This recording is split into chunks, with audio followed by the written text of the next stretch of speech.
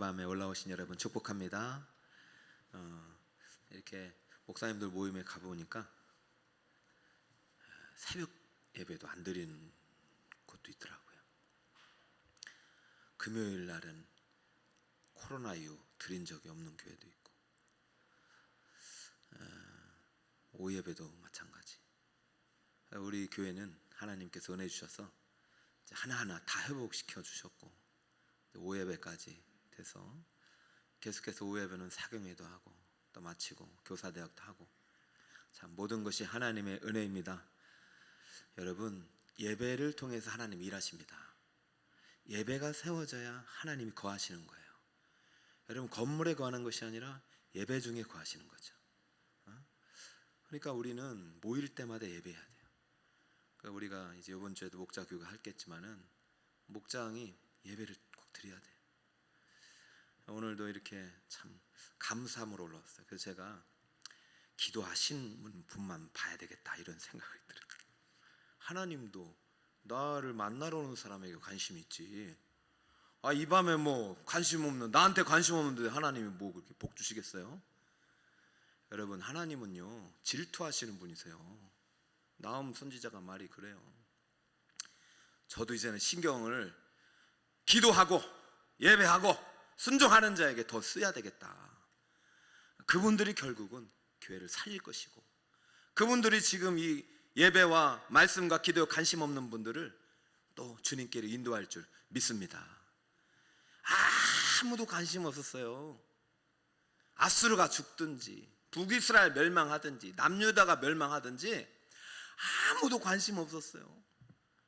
하나님 마음을 유일하게 위로해드리고 그 음성 듣고 하나님 마음을 기쁘게 해드릴 수 있는 유일한 사람이 지금 나홈밖에 없어요. 이 시대에 나홈이 반응하는 거예요. 나홈이 저 사람들에게 가서 회개의 말씀, 심판의 말씀, 구원의 말씀을 전할 그 누군가는 있어야 되는데 나홈이 반응하는 거예요. 지금 나홈은 이제 심판과 구원의 이중주가 노래가 계속 흐르고 있는 거예요. 한쪽에서는 심판의 메시지가 막 던져지고 있고, 한쪽에서는 구원의 메시지가 막 던져지고 있어요. 여러분은 어느 쪽에 속하냐 말이에요. 이것이 그냥 이제 쇼도 아니고 뭐 드라마도 아니고 소설도 아니라 실제 상황이라는 얘기를 오늘도 계속 하고 있는 거예요. 우리가 죄악으로 인하여 이 세상은 결국 멸망을 향해 달려가고 있어요. 지구 온도는 올라가고 있고, 저는 심판날이 멀지 않았다고 봅니다. 나홈이 이제 아무도 관심 없는 저 니느웨 백성들을 향하여 너희들 심판이 임했다, 확실하다, 이 이야기를 지금 하고 있어요. 1절에 보니까 파괴하는 자가 너를 치러 올라왔나니, 보세요. 1절부터 잘 보면, 여러분 잘 이제 문법적으로 보면 명령형 분사가 다른 데는 많이 있는데요, 1절부터 7절까지 완료형 과거가 상당히 많아요. 한 80~90%가 완료형이에요. 지금 이미 왔어요. 지금 니느웨 사람들은 못 느끼는데요, 파괴하는 자가 너를 치러 왔으니까 너는 산성을 지키며 길을 파수하며 네 허리를 견고히 묶고 네 힘을 크게 굳게 할지어다. 여기서 파괴하는 자는 역사적으로 근거를 보면은, 문자적으로 보면은 이제 바벨론과 메대 연합국이라고 합니다. 바벨론. 아수르를 멸망시킨 나라가 바벨론이고, 바벨론을 멸망시킨 나라가 페르시아인데, 페르시아는 메대 바사의 연합국이에요. 그러니까 지금 바벨론하고 메대가 연합을 해가지고 지금 아수르를 치러 왔다는 거예요. 온 겁니까, 안 온 겁니까? 아직 안 왔어요. 아직 안 왔어요. 아직 안 왔는데 이미 왔어. 이게 무슨 말이냐? 심판이 확실하다는 얘기.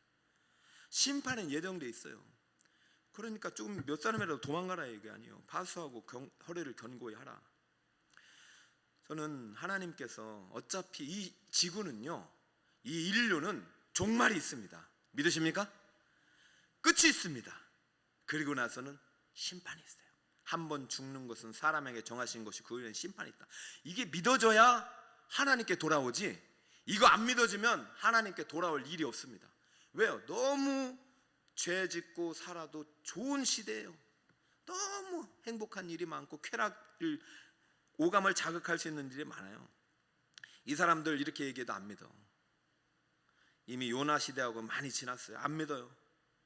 우리나라도 6.25 전쟁 때요, 북한군은요 소련식 무기를 가지고 탱크를 가지고 이미 오래전부터 준비해가지고 그 6.25월 25일 새벽 4시에 그냥 남침을 감행했는데요, 우리나라 사람들은, 군인들 그 새벽에도 저녁까지, 전날 저녁까지 축구하다가 새벽에 잠자다가 사이렌 소리 듣고 일어났으니 게임이 되겠습니까? 그 전에 역사를 보면은 지금 이제 최근에 막 자꾸 이런 막 남침이냐 북침이냐 이런 나쁜 이런 역사를 가리키는데, 뭘 그런 게 어딨어. 다 죽었는데 우리나라 사람들 일주일 만에 낙동강까지 왔는데 뭘 북침이고 그래요. 말도 안 되는 얘기를 자꾸 우리 아이들한테 하는 이런 선생님들은 나빠요. 우리 교사 선생님은 너무 좋아요. 아니 아무도 안 믿었어요. 역사를 보면은요 6.25 전쟁 나기 전에 계속 끊임없는 전쟁이 있어요. 작은 전쟁들이. 그럼 준비를 했어야지요. 언젠가 큰 전쟁이 오겠다. 아무도 그냥 알지 못하고 똑같아요. 지금 니네 사람들. 나홈이 이렇게 외칠 때는, 물론 나홈도요 민족의 선지, 민족적인 민족주의가 강해가지고 이 시대에는 이제 북이스라엘을 멸망시켰던 시기입니다. 그래가지고 나홈이 입장에서는 이 나라가 망하면 좋겠다는 마음이 없진 않아요. 요나처럼. 그래도 어떻게 해요? 요나 끝에 보면 하나님이 이 10만이 넘는 이 백성들이 어떻게, 이 사람들 어떻게 하겠냐고 그런 어떤 애타는 마음을 나홈은 지금 간직하고 선포하고 있는 거예요. 심판은 확실히 임한다. 너희들 반드시 죽는다. 지금 전쟁이 일어난다. 아니 일어났다. 지금 쳐들어오고 있다. 이때 아마 오고 있는지도 몰라요. 오고 있나 봐요. 그러니까 피하라. 준비해라. 여러분, 심판의 확실한 예고는요 한쪽 편에서는 구원의 필연적 결과로 이어지는 거예요. 여러분, 나홈이 심판과 구원의 메시지가 동시에 임할 때 악인에 대한 심판은 선인에 대한, 의인에 대한 구원으로 임해지는 거예요. 여러분, 교회를 핍박하고요 믿는 자를 핍박하는 사람들은 언젠가 반드시 하나님께서 보복해 주십니다. 그게 나홈의 메시지예요. 여러분들 너무 보복하려고 똑같이 죄를 지으면요 누구한테 보복을 내야 할지 몰라요. 저는 나홈을 읽으면서 야, 이 나홈이 참 보통 사람이 아니구나. 잘 들으세요. 악인이 선인을 공격해요. 세상이 교회를 공격해요. 그런데요 똑같은 상식으로 뭐 이렇게 대응을 한다? 악에는 악으로, 뭐 살인에는 살인으로, 욕에는 욕으로. 그러면 하나님 입장에서 누구한테 보복해야 될지 모른다니까요. 지금 하나님께서 이미 이 시점은 북이스라엘 멸망한 시점입니다. 그런데도 지금 남유다는 잘 못 깨달고 있어요. 북쪽 아수르가 남쪽으로도 계속 쳐들어오고 있는데도 불구하고 못 깨달고 있어요. 그러면 지금 남쪽 사람들이 아수르로 인해서 여러 차례 전쟁을 통해서 막 약탈도 당하고 성전 기물도 빼앗겼던 역사적 현실이 있음에도 불구하고 못 깨달으면, 똑같이 죄를 짓고 있으면, 그리고 저 아수르 사람들 벌해달라고 막 그러고, 아수르가 믿는 신도 자기들도 믿고, 아스가 그랬잖아요. 이거 하나님 입장에서 누구를 벌해야 될지 모르는 거예요 지금. 그러나 하나님은요 반드시 언약 백성을 지켜주십니다. 하나님의 언약 안에 있는 백성은 반드시 지켜주시고, 그 언약 백성을 공격하고 그 언약 백성을 힘들게 한 사람은 징벌하신다니까요. 자, 아수르에 대한 심판에 대한 어떤 확실한 예고가 언약 백성에 대한 구원의 필연적 결과로 이어지는 것이 2절에 보입니다. 한번 볼까요? 같이 한번 읽읍시다. 시작. 여호와께서 야곱의 영광을 회복시키시되 이스라엘의 영광 같게 하시나니 이는 약탈자들이 약탈하였고 또 그들의 포도나무 가지를 없이 하였음이라. 아멘. 참 잘한 거 하나도 없는 이제 야곱의 후손들, 이스라엘 사람들을 하나님이 아수르를 멸망시킴으로 인해서 그들의 압자로부터 그들을 건져주시겠다는 약속이 담긴 거잖아요. 여러분, 필연적으로 우리는 하나님께서 우리를 구원해 주셨고 예수님 피로 하나님의 백성이 되었기 때문에 우리는 사실은 이 심판의 멸망 경고로부터 좀 자유롭습니다. 안 그래요? 여러분, 지옥 가려고 교회 나오는 사람 어디 있어요? 나 죽으면 지옥 갈 것 같다 손 들어보세요. 하나도 없잖아. 여러분, 우리는 사실 예수 피로 우리는 이미 구속 받았기 때문에 지옥 갈 일은 전혀 없어. 그런데요, 분명히 여기서 경고하는 것은 뭐냐면은, 보복은 하나님이 할 테니까 너희들은 더 언약 안에서 하나님의 말씀대로 언약 백성답게 살라는 말씀을 계속해서 던져주는 거예요. 여러분, 악인에 대한 심판이 의인에 대한 구원으로 임하면 이 구원의 은혜를 받은 사람은 어떻게 살아야 됩니까? 어떻게 살아야 됩니까? 하나님이 구원하신 자신을 귀히 여기고, 자신을 구원하신 하나님을 존중히 여기고, 하나님께 경배하고 예배하고 하나님만을 섬기고 사랑하는 그러한 진정한 신실한 백성으로 살아가야 되지 않겠습니까?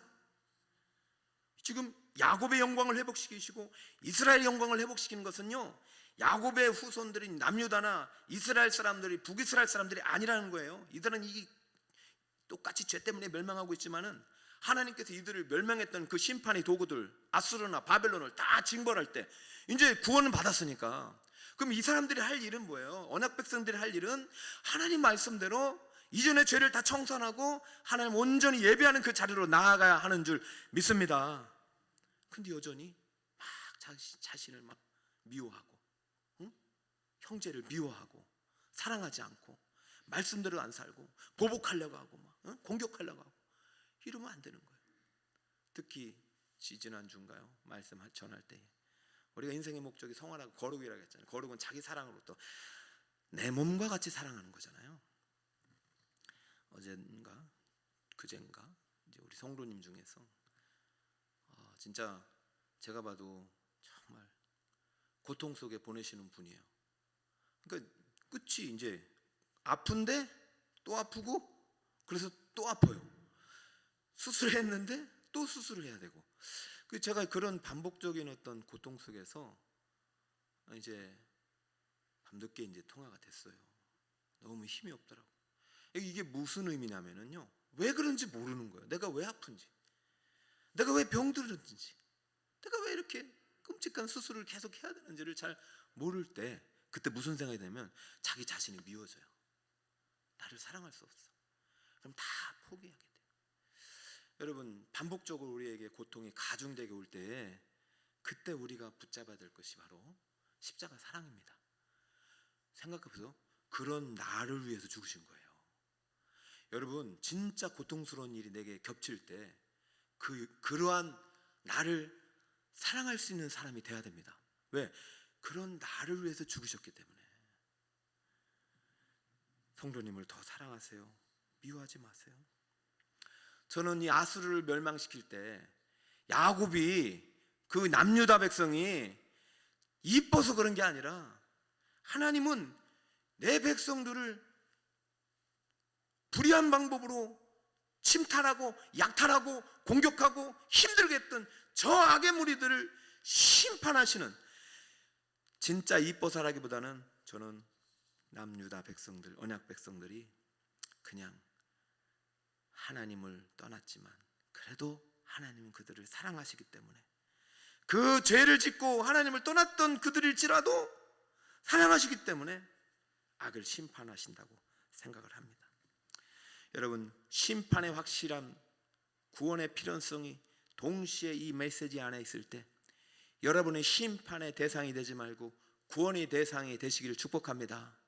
그러므로 더 나를 사랑하고 하나님을 사랑하고 이웃을 사랑해야 돼요.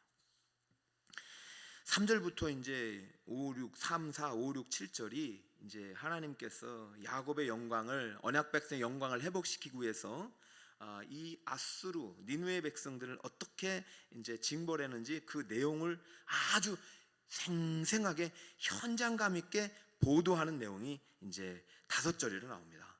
여러분들 이것은 한번 여유 있을 때 한번 쭉 읽어보세요. 그 용사들이 막 멋있게 나와요. 이제 아수르를 때려 부시는 사람들의 모습이 참 멋있게 나와요. 근데 제가 여러분과 나누고 싶은 것은 7절입니다. 근데 오늘 설교 제목 얘기를 안 했네. 설교 제목이 뭐죠? 예? 못 봤어요? 따라볼까요? 비둘기의 눈물. 전 지어놓고 제가 스스로 뿌듯해가지고, 야, 내가 이런 제목을 이제 지을 때가 됐구나. 내 스스로 뿌듯해가지고. 여러분 좀 행복하세요. 저는 기뻐하기로 했다고 했잖아요. 항상 기뻐했으면 좋겠어요. 우리 성도님들이 기뻐하는 게 마땅하니까. 비둘기의 눈물, 왜 비둘기의 눈물이냐? 자, 이제 7절에 그 이유가 납니다. 오늘 비둘기의 눈물을 통해서, 이 나움의 메시지를 통해서 왜 아수르를 향해서 어떠한 하나님의 어떤 그 선포의 의미가 있는지 한번 볼게요. 7절 볼까요? 정한대로 왕후가 벌거벗은 몸으로 끌려가니 그 모든 시녀들이 가슴을 치며 비둘기같이 슬피 우는도다. 자, 이게 무슨 말이냐면은 1절의 어떤 심판에 대한 어떤 그 확실성을 얘기한 다음에 3, 4, 5, 6, 7절까지 그 심판자들, 파괴하는 자들, 약탈하는 자들이 아수르 니느웨 성을 가서 공격하고 말이죠. 막 가서 달려들어 가지고 불도 지르고, 그 다음에 수문을 열어서 막 물로 막 뿌려버리고, 그 사람들이 막 도망치니까 붙잡고 다 사로잡고 가는데, 그 중에서 누가 있냐면 황후가 벌거벗은 몸으로 끌려가니, 이거 눈 뒤집혀지는 것이죠. 여러분, 아수르라는 말은요 제국입니다. 미국의 이제 바이든 대통령이 자기 영부인이 다른 나라가 쳐들어와 가지고 벌거벗은 몸으로 끌려간다고 생각해 보세요. 우리나라 뭐 놈이 나라 갈 거 뭐 있어요? 우리나라 문재인 대통령의 영부인이 말이죠, 벌거벗은 몸으로 끌려간다고 생각해 보시고, 그거 생각할 게 뭐 있어요? 우리나라 국비, 민비, 저의 선조입니다. 진짜 민비, 제가 왕족 출신인지 몰라요. 민비가 이제 왕은 아니니까 왕족은 아니지만은, 민비가 그랬잖아요, 여러분. 나쁜 일본 사람들이. 이게 지금 이제 니느웨 사람들의 입장에서는 서울 자기 도성에서 왕후가 벌거벗은 채로 지금 끌려갈 정도로 지금 하나님이 완전히 그냥 다 망가뜨려주고 있어요. 그 얘기는 얼마나 잘못했냐 말이에요, 이 사람들이. 그러면은 자기들은 어떻게 해야 돼? 요나가 선포한 메시지 때문에 회개했다고 보고 하나님이 심판을 면회시켜서 집행유예를 했어요. 그럼 이 사람들이 에이, 하나님이 없나 보다, 괜히 우리가 회개했나? 이런 생각이 들었는지 몰라도 100년 동안 변한 게 하나도 없어요. 결국 하나님의 심판은 임했고 왕후는 벌거벗음으로 끌려가니 지금 현재형으로 지금 보여주고 있어요. 이미 과거형으로 이 확실하게 이해한 다음에 지금 막 끌려가고 있는 모습을 지금 선언하고 있어요. 그러자 모든 시녀들이 가슴을 치며 따라합니다. 비둘기 같이 슬피 우는도다. 이것이 비둘기의 눈물이 됐습니다. 비둘기 같이 울고 있어요. 비둘기는 좋은 이미지일까요? 나쁜 이미지일까요?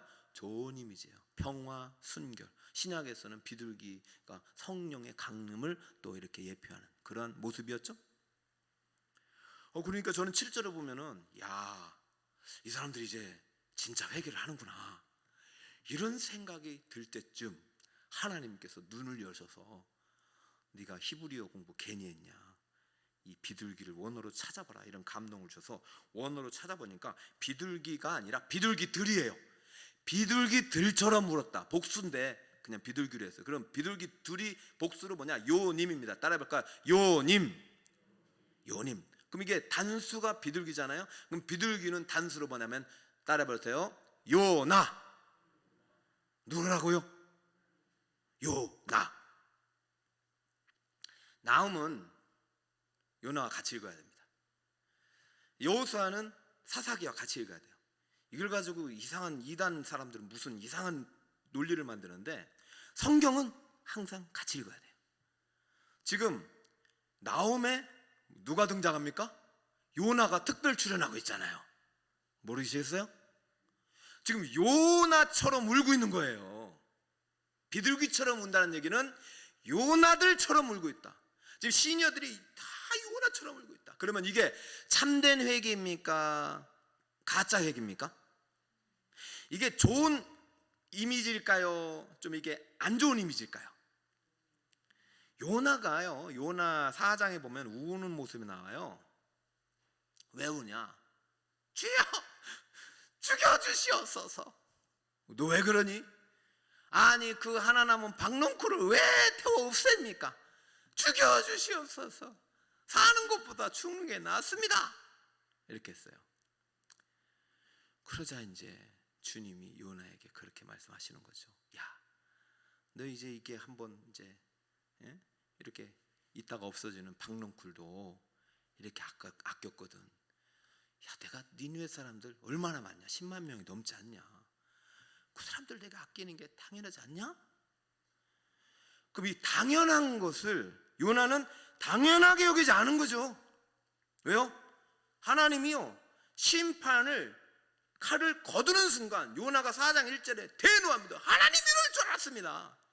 어떻게 이럴 수가 있어? 나는 하나님이 성내기를 더디하시고 노하기를 더디하셔서 회개하는 자를 하나님께서 회개하는 자를 구원하신다고 알기 때문에 내가 진짜 그래가지고 내가 여기 안 온다고 했지 않았습니까? 재앙을 내리시 않을 줄 알았습니다. 노하기를 더디하시는 분이 인애가 크시기 때문에 대노하면서 주여 죽여주시옵소서. 나이 죽겠습니다. 원수를 왜 안 갚아줍니까? 이렇게 된 거예요. 그때 한번 울었고 막 분노의 눈물이 났고, 그러다 보니까 이제 막 떼양볕에 이제 또 그렇게 기도했으니까 하나님이 이제 멸명해 주시겠죠. 지켜보다가 이제 박농쿨이 자기를 가리다가 이제 햇빛을 가리다가 이 박농쿨이 없어지니까 또 막 울었다는 얘기는 좀 없지만 저는 울었다는 생각이 들어요. 그래서 이제 하나님께서 나타나셔서 그렇게 말씀하신 거죠. 너 이렇게 박농쿨 하나 때문에 이렇게 네가 슬퍼하고 이렇게 부르짖고 너 울고 있느냐? 저 죽어가는 니느웨 백성들은 안 보이냐? 그러고 끝난 거예요, 요나가. 근데 안 보이냐? 라는 이 질문에 대답을 누가 하고 있다고요? 나오미 하고 있잖아요. 여러분 정말 아름다운 책 아닙니까? 근데 더 재밌는 게 뭔지 알아요? 그렇게 해서 아수르 갱신이 살려놓고, 갱신이 죄송합니다, 겨우 간신히 살려놓고, 또 이번에 이제 심판하려고 할 때 이제 요나를 이제 나움을 보내서 이제 제발 회개하기를 바랐지만 이제 회개가 안 되는 거잖아요. 지금 요나처럼 울고 있으니까 이게 참된 회개가 아닌 것입니다. 조롱하는 거예요. 너희들도 요나처럼 울고 있구나. 끝. 그러면 그 심판의 칼은 그다음 누구를 향해요? 아수르 멸망, 아니 북이스라엘 멸망, 아수르 멸망, 그다음 누구를 향해요? 남유다 향하고 있잖아요. 모르시겠어요? 지금 좋아할 때가 아닙니다. 요나처럼 울면 안 되고, 나움의 본뜻이 회개라고 했잖아요. 나움처럼 회개하고, 나움처럼 하나님의 말씀 앞에서 두렵고 떨림으로 하나님의 마음을 품고 이 세상을 치유하고 위로하는 사람으로 일어나야 된단 말입니다. 한국교회가 비둘기처럼 운다는 얘기는 전혀 하나님과 상관없이 울고 있고요, 죄와 상관없이 울고 있고, 죄를 슬퍼하는 것이 아니라 자기의 잃은 것들, 자기의 옛 영광, 명예, 권세, 도성, 하나님과 상관없는 눈물이에요. 회개는요, 죄에 대한 자각으로부터 오고, 죄에 대한 자각은 율법으로부터 오고, 율법은 하나님에 대한 경외함으로 오는 것입니다. 이 사람들의 회개는 가짜 회개인 것이죠. 드러난 거죠. 요나의 외침에 대한 회개가 진짜가 아니라 가짜라는 게 드러났고, 100년 뒤에 아수르는 612년 니느웨 성과 함께 멸망이 되는 것입니다. 황후는 벌거벗은 채로 끌려가고. 그 죄값이에요. 이게 죄값이에요. 그러면 우리나라는 안전합니까? 이거 나움이 묻고 있어요. 지금 한국교회가 회개했다고 하는데 진짜 회개한 거 맞냐고 묻고 있어요. 저도 제가 그렇게 거룩한 사람 아닙니다. 그러나 기도할 때마다 자꾸 마음이 막 아파요. 한국교회가. 오늘도 목사님들 모임 갔는데 제가 괜히 마음이 아파요. 금요 철야를 못하고 있습니다. 새벽 기도 안 드린 지 오래입니다. 제가 막 아파요. 우리 교회는 하니까 다행이다 이게 아니라, 그럼 우리라도 간절히 부르짖어야 했구나. 남유다 안전한 거 아니잖아요. 지금 나움이요, 지금 어디로 가고 있냐면, 나중에 제가 나움 끝날 때쯤 보여드릴게요. 지금 남유다를 향하고 있어요. 이 나음이 누구를 향하고 있는데 대한민국을 향하고 있습니다. 대한민국은 안전합니까? 제가 한번 찾아봤어요. 성 정체성을 흔들고 복음 사역을 가로막는 포괄적 차별금지법이란 이제 이게 글이 있습니다. 목회와 신학의 서헌재 중앙대학교 명예교수인데 한국교회 법학회 회장입니다. 제가 사실은 뭐 이걸 굳이 알려줘야 되나 알 텐데, 근데 잘 모르시는 것 같아요. 여러분들이 지금 모르시는 것 같아요. 지금 우리나라가 어떤 죄를 짓고 있는지, 그리고 어떻게 지금 가고 있는지, 나라가 얼마나 위험에 처해 있는지를 모르는 것 같아요. 성 정체성을 흔들고 복음 사역을 가로막는 포괄적 차별금지법. 자, 여러분 지금 국회에서 무슨 일이 일어나고 있는지 보여줄게요. 2020년 6월 국가인권위원회가 인권이라는 이름으로 상당히 학교에 동성애를 가르치라고 막 행정명령을 내리는 곳인데요. 평등 및 차별 금지에 대한 법률에 대한 시안, 이렇게 샘플을 보여줬어요. 이것은 법제화가 되는 것이 아니라 인권위회가 앞으로 이렇게 했으면 좋겠다. 그랬더니 2020년 6월 29일 장혜영 의원께서 차별금지 법안을 그것을 기초로 해서 만들었는데, 이게 포괄적이라는 이름으로 들어가요. 원래 우리는요, 장애인, 남녀, 그다음에 신체, 여러 가지 이제 학력, 그다음에 인종에 대한 차별에 대한 금지법들이 다 있어요. 근데 이것을 모두 통틀어서 전체에 대해서 다시 한번 포괄적으로 또 다른 법을 만드는 거예요. 왜 그런지 아세요? 강제성을 두려고. 원래 이게 차별이라는 것은요, 권고사항이 물론 명령이지만은 강제성이라든가 징벌적인 배상이 아니거든요. 근데 여기서 강제성을 이때부터 띄기 시작해서 강력하게 작년에 반대해서 없었어요. 그런데 2021년 또 나왔어요. 이상민 의원이 평등에 관한 법률안. 여러분, 사단의 교묘한 속임수를 보세요. 차별금지법에 대해서 포괄적, 우리가 하도 떠들어대니까 우리 국민들이 포괄적 차별금지법 하면 이제 기독교인들은 다 알아. 야, 이거 안 돼, 안 돼. 근데 얘들이 뭘로 바꿨냐? 평등법으로 바꿨어요. 평등은 좋은 거예요, 나쁜 거예요? 좋은 거죠. 근데 그 안에 사탄이 만들어 놓은 덫이 있다니까요. 좀 이따 설명해 드릴게요. 이상민 의원은 6월 16일에 만들었고, 저 지금 문제가 되는 게 8월 9일에 박주민 의원이 만든 평등에 관한 법률안인데, 여기서 징벌적 손해배상이 나옵니다. 그래서 만약에 차별을 통해서 이게 차별이 확실해졌다, 손해를 입었다, 그다음에 정신적 피해를 입었다면 최소 500만 원이고요. 그다음에 그거에 대한 어떤 피해 보상액이 3배에서 5배가 될 수 있어요. 그러니까 정신적인 피해 보상액이. 여러분, 이때부터 이제 이게 징역이 들어가고 벌금이 들어가는 조항이 생긴 거예요. 이것 때문에 지금 사실은 차별금지법 바로 알기 운동본부에서 유튜브에서 많이 나오고 있어요. 여러분 한번 보시고, 2021년 8월 31일 평등 및 평등에서 또 교묘하게 차별금지가 더 들어가면서 여기서 이제 종교나 사상의 차별까지 들어가는 거예요. 우리가 이제 다른 종교에 대해서 뭐 구원이 없다라고 말하면 차별인 거예요. 무슨 말인지 아시겠죠? 이게 지금 들어갔고, 그리고 지금 민주당이 궁극적으로 이런 것들 통해서 뭘 지금 추진하냐? 평등법을 통해서 건강가정기본법을 개정해가지고 우리 가족에 대한 어떤 헌법적 정의를 지금 바꾸는 것까지 지금 시도하고 있어요. 가능할까요? 여러분, 지금 이 모든 것들이 가능하게 돼 있어요. 여러분 정신 바짝 차리고 기도하셔야 됩니다. 오늘 자, 이게 대해서 제가 좀 설명을 해드릴게요. 자, 양성평등이라는 말이 있습니다. 양성평등이라는 말이 있습니다. 눌러보세요. 양성평등이 나오면, 자, 이 양성평등은 사실은 맞아요. 남과 여는 평등해요. 남편과 아내는 또 존중을 받아야죠. 근데 지금 헌법이 개정하고 있는 것은 양성평등이 아니라 성평등이에요. 성이요, 여러분 조심하세요. 성이 남성 여성이 아니라 무슨 성이냐면은 혼합이에요. 새로운 성이에요. 자 눌러요. 성을 젠더로 바꿨어요. 둘 다 성입니다. 이 성 앞에 성은 섹스라고 해서 생물학적 성, 내가 남성의 생기를 가지고 여성의 생기를 가지고 태어난 그런 생물학적 남자 여자잖아요. 그건 둘밖에 없잖아요. 근데 젠더라는 성은요, 이것은 뭐 사회적 성, 심리학적, 내가 남자라고 생각할 수도 있고 여자라고 생각할 수 있어요. 그러니까 이게 내가 사회적으로 심리적으로 내 성을 결정할 수 있는 거예요. 그리고 트랜스젠더, 또 여러 가지 이 젠더라는 의미는요, 성에 대한 자기 정체성과 결정권을 자기가 갖고 있는 거예요. 생물학적으로 나오는 게 아니라, 태생적으로부터 성이 나오는 게 아니라 후천적으로 성을 결정할 수 있다는 논리가 성평등이에요. 자, 이 성평등이라는 말을 통해서 지금 이제 어떠한 이런 이슈를 만들어가냐면은, 그러면 동성애도 후천적이지 않느냐? 내가 사회적으로 내가 남자를 사랑하면 그거 인정해줘야 되느냐? 이렇게 되는 거예요. 젠더 이데올로기가 그래요. 여러분 정신 바짝 차려야 돼요. 지금 성평등은 내가 남자한테 사랑을 느끼고 여자한테 여자할 때 사랑을 느끼는 이 성도 차별하면 안 된다 이거예요. 여기가 어떻게 또 가면 어떻게 되냐면은 내가 어린애들한테만 성적인 욕구를 느낀다. 이것도 자연적인 젠더 안에 들어간다 말이에요.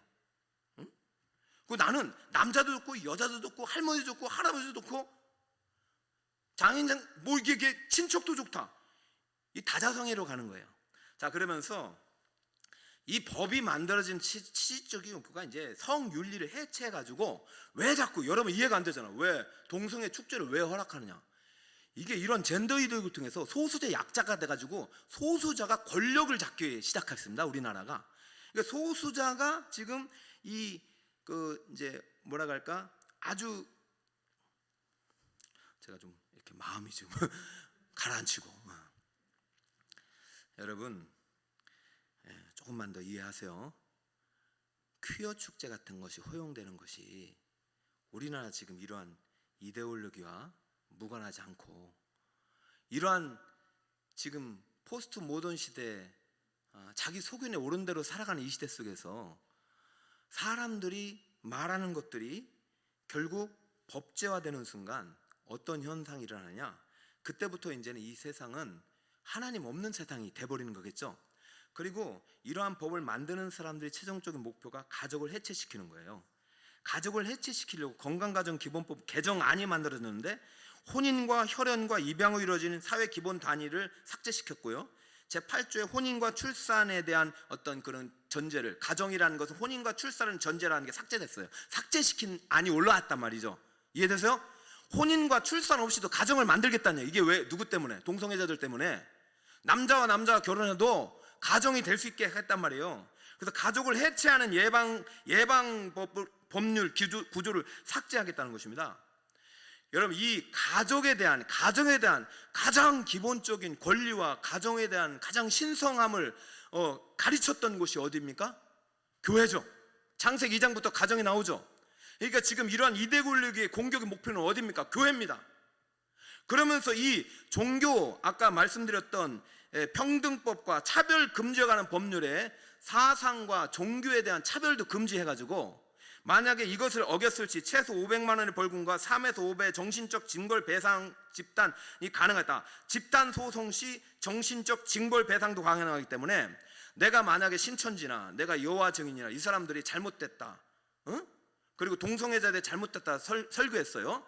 그러면 일단 차별금지법에 걸립니다. 만약에 법제가 딱 되면 영국이나 미국을 보면 내가 동성애가 잘못됐다, 신천지가 잘못됐다, 여호와 증인이 잘못됐다, 일단 법에 걸려서 500만 원 내야 되고, 이 집단이 내가 그로 인해서 정신적으로 피해를 입었다. 민명기 목사가 동성애가 죄라고 해가지고 내가 지금 건강한 성인데 젠더인데 민명기 목사가 그렇게 말해서 나 지금 정신적으로 피해를 입었고, 신천지가 우리는 대한민국 국민으로서 이 권리가 있는데 민명기 목사가 저기 신천지가 이단이라고 했다, 나 지금 정신적으로 피해를 입었다. 그래서 10명이 소송을 걸으면 만약에 정신적 징벌배상이니까 500만 원에 10배, 두 배만 돼도 1000만 원이잖아요. 10명이 소송을 걸으면 1억, 100명이 소송을 걸으면 10억, 1000명이 소송을 걸으면 100억을 제가 물어내야 됩니다.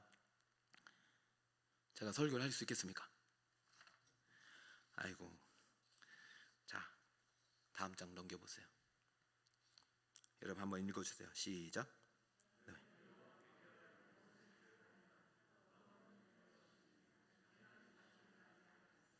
이거 누구를 향한 메시지냐면은 니느웨 백성을 향한 메시지잖아요. 너희가 요나의 메시지 듣고 회개한 거 아니야? 근데 지금 이러고 있어? 지금 나를 시험해? 하나님을 시험해? 하나님의 선민인 이스라엘을, 남유다를, 성전을 회파해? 교회를 무너뜨려? 내가 그렇게 하라고 내가 너희들 구원해줬어? 지금 무슨 꾀를 하는 거야? 재난에 다시 있지 않겠다. 두 번 다시 회개가 없는 것입니다. 자, 난 이 말이 지금 우리 대한민국에게 지금 들려주고 있는 거예요. 지금 우리가 뭘 꾀하고 있는 거예요? 우리나라 종교 다원주의로 가고 있는 거 여러분 알고 있습니까? 모든 종교를 인정하는 나라가, 그들에게 있어서 차별을 할 수 없는 나라가 되고 있어요. 예수 유일한 진리를 외칠 수 없는 나라로 가고 있어요. 그러니 법이 만들어지고 우리 아이들에게 뭘 가르쳐 줄 수 있을까?